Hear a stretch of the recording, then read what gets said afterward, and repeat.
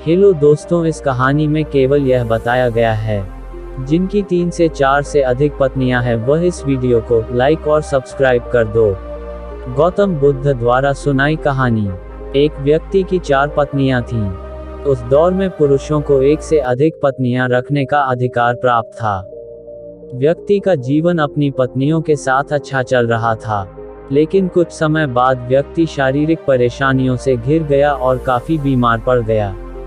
बीमारी इतनी जटिल थी कि ठीक होने के बजाय दिन ब दिन स्थिति खराब होती जा रही थी। अपनी हालत देख व्यक्ति को यह समझ आ गया था कि उसकी मृत्यु का समय नजदीक है। इसे लेकर वह उदास रहने लगा। पहली पत्नी का जवाब। एक दिन उसने पहली पत्नी से कहा, प्रिय, मेरी मृत्यु नजदीक है। मैं जल्द ही अपने शरीर का त्याग कर संसार से मुक्त हो जाऊंगा, लेकिन मैं अकेले नहीं जाना चाहता हूँ। मैंने हमेशा तुमसे प्रेम किया और आज भी करता हूँ। क्या तुम मेरे मृत्यु के बाद मेरे साथ चलोगी? यह सुनते ही पत्नी खामोश हो गई और अंत में उसने हिम्मत जुटाते हुए पति से कहा, स्वामी, मैं जानती हूँ कि आप मुझसे बहुत प्रेम करते हैं और मैं भी आपसे उतना ही प्रेम करती हूँ, लेकिन आपकी मृत्यु के साथ हमारे अलग होने का भी समय आ गया। यह कहते हुए पहली पत्नी ने मृत्यु के बाद उसके साथ चलने से इनकार कर दिया। दूसरी पत्नी का जवाब। इसके बाद व्यक्ति अपनी दूसरी पत्नी के पास जाकर उससे भी यही प्रश्न पूछते हुए कहता है, क्या तुम मृत्यु के बाद मेरे साथ चलोगी?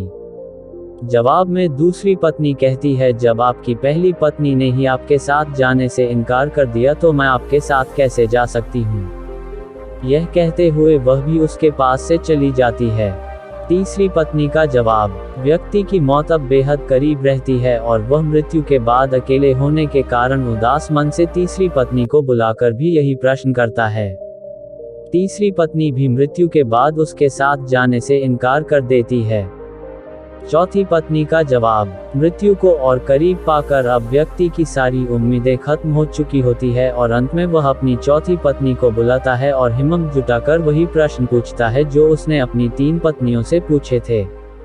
व्यक्ति कहता है, मैं मरने के बाद जहां भी जाऊंगा, क्या तुम भी मेरे साथ वहां चलोगी? तब चौथी पत्नी कहती है, स्वामी, मैं आपके साथ जरूर चलूंगी।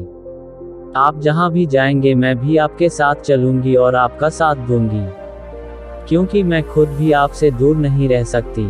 कहानी का सार और सीख। कहानी को सुनाते हुए गौतम बुद्ध अंत में कहते हैं, हर पुरुष और महिला के पास 4 पत्नियां और 4 पति जरूर होने चाहिए। यह इसलिए क्योंकि उसे भी चौथी बार में हाँ सुनने को मिले। हालांकि कहानी में बताए 4 पति और पत्नी का तात्पर्य यहाँ गौतम बुद्ध ने जीवन के पहलू को बताया है। गौतम बुद्ध के अनुसार इस कहानी में पहली पत्नी हमारा शरीर है, जो मृत्यु के बाद हमारे साथ नहीं जा सकती। इसलिए मृत्यु के बाद शरीर को जला दिया जाता है या दफना दिया जाता है। दूसरी पत्नी है हमारा भाग्य है। मृत्यु के बाद हमारा भाग्य भी यहीं छूट जाता है और हम उसे साथ नहीं लेकर जा सकते हैं। तीसरी पत्नी का संबंध रिश्तों से है। मृत्यु के बाद रिश्ते नाते सभी यहीं छूट जाते हैं और हम चाहकर भी इसे अपने साथ नहीं लेकर जा सकते हैं। कहानी में चौथी पत्नी जो कि साथ जाने के लिए तैयार हो जाती है, इसका संबंध हमारे कर्म से है। कर्म ही एकमात्र ऐसी चीज है जो मृत्यु के बाद हमारे साथ जाती है। कर्म ही वह चीज है जिससे हमारे पाप पुण्य का लेखा जोखा होता है और मृत्यु के बाद हमारी आत्मा को स्वर्ग या नरक की प्राप्ति होती है।